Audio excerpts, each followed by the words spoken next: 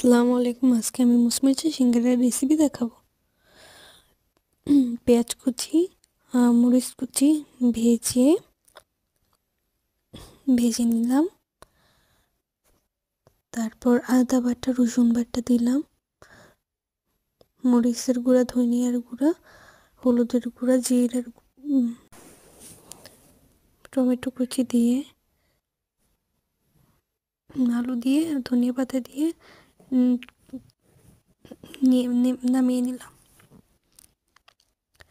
অন্যদিকে একটি ডো তৈরি করার জন্য কালো জিরে, নর্মাল পানি, তেল দিয়ে একটি ডো তৈরি করে নিলাম।